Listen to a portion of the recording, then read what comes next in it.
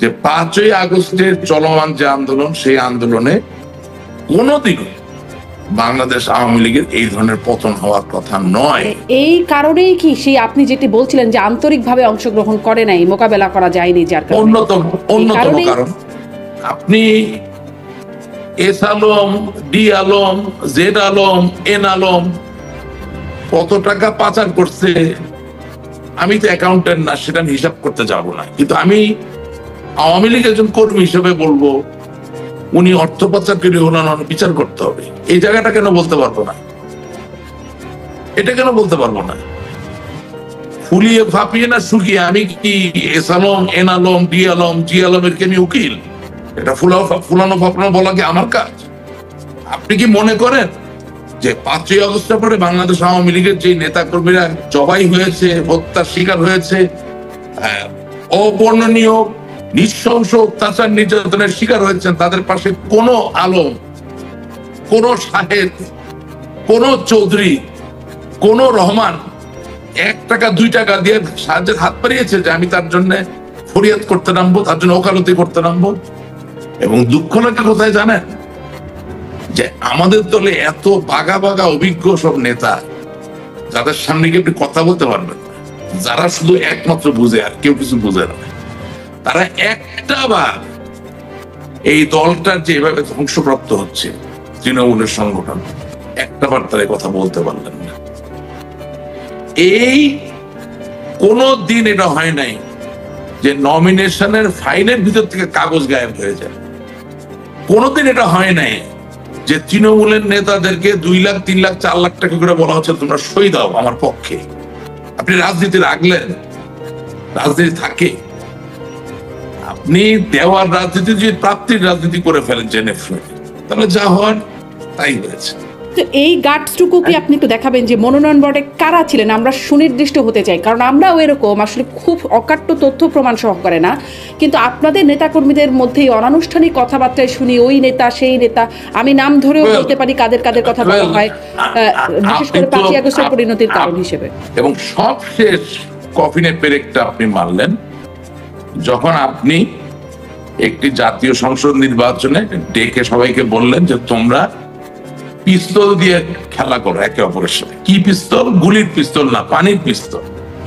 তার মানে একজন নৌকা নিয়ে দাঁড়াও, আরেকজন অন্য কোনো মার্কা নিয়ে দাঁড়াও। যখন নিজ দলের ভিতরে সারা দেশে বিভিন্ন জায়গায় লোকজন দাঁড়িয়ে গেল, এখন শিওর আমি আমাদের অর্থনৈতিক খাত যে খুব ভালো চলতেছিল সেটা তো আসলে হ্যাঁ, রাশেক রহমান, অর্থনৈতিক খাতটাতে আমি আরেকটু আসি, কারণ ওটাতে আরেকটু সুনির্দিষ্টভাবে কথা বলতে চাইবো। আমি একটু খুঁজে বের করছিলাম, কারণ আমি ঠিক এই মুহূর্তে বলে দিতে পারছিলাম না যে কারা আসলে স্থানীয় সরকার জনপ্রতিনিধি মনোনয়ন বোর্ডের সদস্য ছিলেন। আমি 24শে ডিসেম্বর 2022-এর খবর একটা বের করলাম বাংলা ট্রিবিউনে, সেখানে দেখছিলাম যে আওয়ামী লীগের স্থানীয় সরকার জনপ্রতিনিধি মনোনয়ন বোর্ডের সদস্যরা হলেন Sheikh Hasina, Amir Hossain Amu, Tofail Ahmed, Sheikh Fazlul Karim Selim, Abul Hasnat Abdullah, Kazi Zafrullah, doctor Mohammad Abdur Razzak, lieutenant colonel অবসরপ্রাপ্ত Mohammad Faruk Khan, Ramesh Chandra Sen, Obaidul Quader, Mohammad Rashidul Alam, Jahangir Kabir Nanak, Abdur Rahman, Mahbubul Alam Hanif, doctor Dipu Moni, doctor Hasan Mahmud, doctor Abdus Sobhan Golap. জি, মানে তাহলে স্পষ্ট যে আপনি মনোনয়ন বোর্ডে যে দুর্নীতির অভিযোগগুলো করছিলেন যারা আসলে ছিলেন, আমি আপনাকে যেটা বলছি, ওই মনোনয়ন বোর্ডে যারা আছেন সকলে তো দুর্নীতি করেননি। আচ্ছা, কেউ হয়তো বা করেছেন, অবশ্যই কেউ করেছেন, সবাই করেননি, কিন্তু কেউ বা কয়েকজন মিলে করেছেন। আওয়ামী লীগকে নিজের পায়ে দাঁড়াতে হলে, পরিশুদ্ধ হতে হলে অবশ্যই ওই গবেষণাটা করেই আসতে হবে।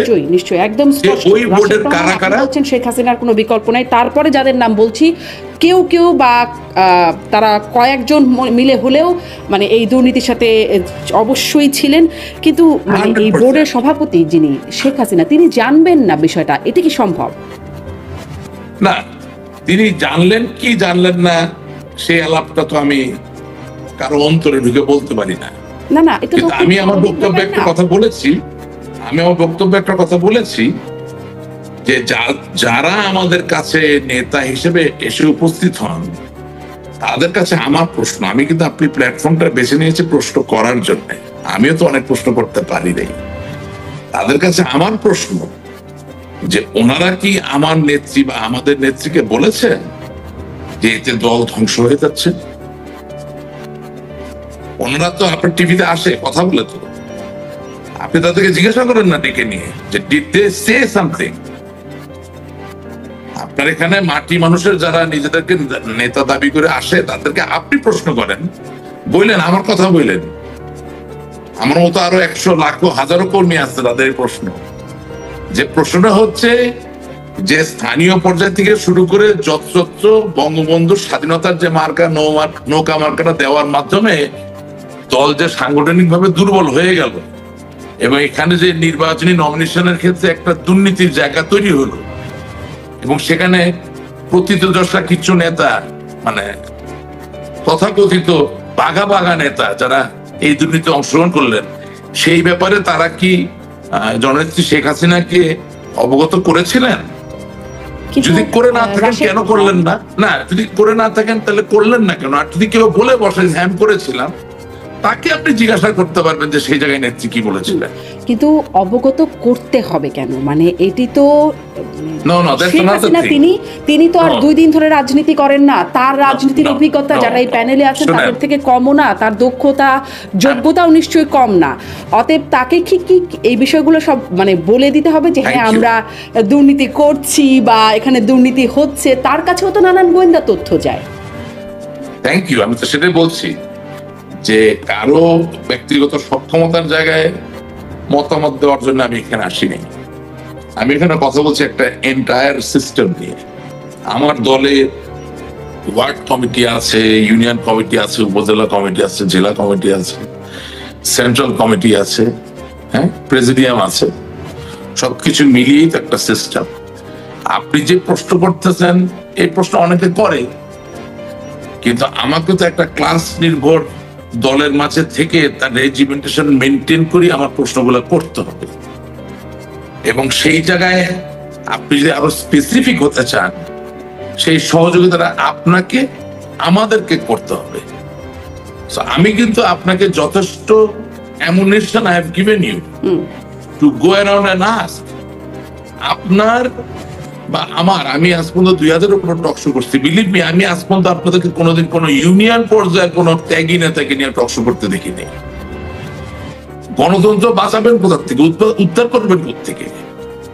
যেই লোকগুলোকে ছাড়া গণতন্ত্র হয় না তাদেরকে কোনোদিন you don't call them because they don't look good enough. তাদেরকে দেখতে অত পরিমার্জিত মনে হয় না। আপনি প্রধানমন্ত্রী থাকবেন, মতদিন থাকবেন না। আপনি বিরোধী নেত্রী থাকবেন, বিরোধী নেত্রী থাকবেন না। আপনি কোন দলের সভাপতি থাকবেন, থাকবেন না। আপনি জীবিত থাকবেন, জীবিত থাকবেন না। কুল্লু নাফসিন যায়কুতুল মউত, সবই তো বাস্তব সত্য। কিন্তু আপনি বঙ্গবন্ধুর কন্যা, এটা কিন্তু কেউ কোনোদিন পরিবর্তন করতে পারবে না। আপনি জাতির জনকের কন্যা। This cannot be changed. If that is the fact, তাহলে একটা ন্যারেটিভ আসা দরকার যে আমার জন্য ক্ষমতা সবকিছু নয়। আমি বাংলার মানুষের পাশে ছিলাম, আছি, থাকবো। এবং ইয়েস, আওয়ামী লীগ বাংলার মানুষের, আমিও বাংলার মানুষের। সেখানে ভুল বোঝাবুঝি হতে পারে, কেউ অভিমান করতে পারে, কেউ রাগ করতে পারে, কেউ আমাকে শাসন করতে পারে, কেউ আমাকে প্রত্যাখ্যানও করতে পারে। কিন্তু আমি তো তোমাকে ছাড়া নই, কারণ আমি তোমার জন্য। আমি ভুল করে থাকি, আমার তুমি পরিত্যাগ করুন, আমি তোমার পাশে থাকতে চাই, আমি নিজেকে ইমপ্রুভ করতে চাই। করতে হবে। প্রশ্রয় না পেলে, সরকারে আছেন আপনারা, প্রশ্রয় না পেলে কিভাবে এভাবে লক্ষ কোটি টাকা পাচার হয়? নাকি আপনারা একটা মানতেই রাজি না যে পাচার হয়েছে এত টাকা, যেটি মোহাম্মদ আরাফাত বলছিলেন? আপনি S Alam, D Alam, Z Alam, N Alam কত টাকা পাচার করছে আমি তো অ্যাকাউন্টেন্ট না, সেটা আমি হিসাব করতে যাব না। কিন্তু আমি আওয়ামী লীগের একজন কর্মী হিসেবে বলবো, উনি অর্থ পাচার করলে ওনার বিচার করতে হবে। এই জায়গাটা কেন বলতে পারবো না? এটা কেন বলতে পারবো না? ফুলিয়ে ফাঁপিয়ে না শুকিয়ে আমি কি S Alam, N Alam, D Alam, G আলমের কি আমি উকিল? এটা ফুলানো ফাঁপানো বলা কি আমার কাজ? আমি আওয়ামী লীগের একজন কর্মী হিসেবে বলবো, উনি অর্থ পাচার করলে ওনার বিচার করতে হবে। এই জায়গাটা কেন বলতে পারবো না? এটা কেন বলতে পারবো না? ফুলিয়ে ফাঁপিয়ে না শুকিয়ে আমি কি S Alam, N Alam, D Alam, G আলমের কে আমি উকিল? এটা ফুলানো ফাঁপানো বলা কি আমার কাজ? ইফ সামবডি ইজ এ পারপিট্রেটর, তার বিচার হবে, তার সাজা হবে, এটা বলতে পারেই তো একজন রাজনৈতিক কর্মী বা নেতার সত্যিকার শক্তি। কিন্তু সেই বিচার হবে, সাজা হবে জায়গায় আমরা দেখেছি তদন্ত থামিয়ে দেওয়া হয়েছে, আমি অনুসন্ধান। কি আওয়ামী লীগ হওয়ার না, আচ্ছা ওটা যাচ্ছি, আপনি সব পাবেন ভাই, আপনি একটু ধৈর্য ধরতে হবে।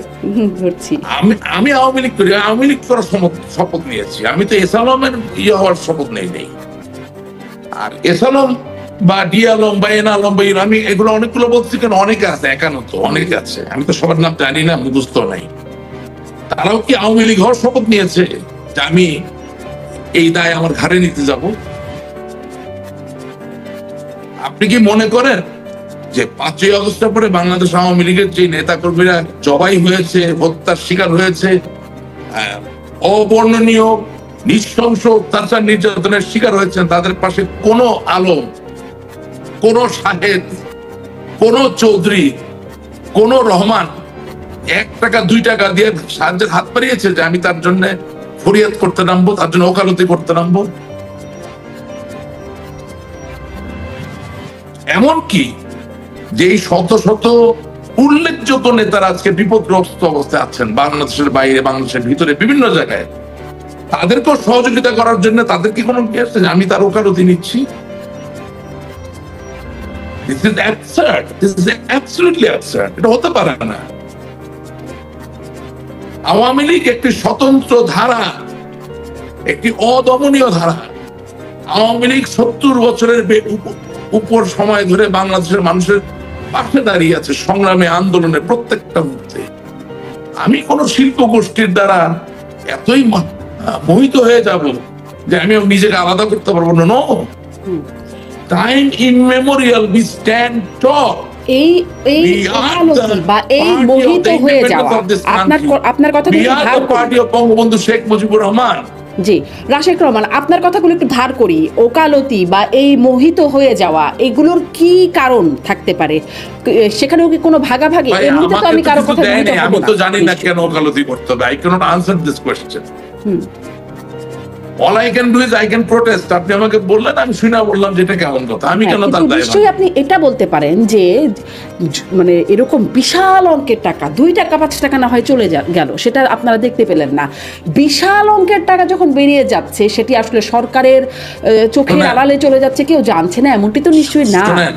শুনেন, আরেকটা কথা বলতে ভুলে গেছিলাম। বলেন। আপনি যখন বিদেশে অবস্থান করেন, আপনি তো আপনার অধিকারের সম্পদকে বিক্রি করে টাকা বাইরে নিয়ে যাচ্ছেন। যিনি আপনার অনাত্মীয়, অর্থাৎ বাংলাদেশ ব্যাংক, তিনি আপনার উপর একটা আইন দিয়েছেন যে এত বেশি নিলে এটা অর্থ পাচার হয়। এই তো আইনে আপনি দোষী, কিন্তু অধিকারটা তো দোষী নয়। ওটা তো আপনার সম্পদ, আপনার বাবা মার সম্পদ, আপনার সম্পদ, রাইট?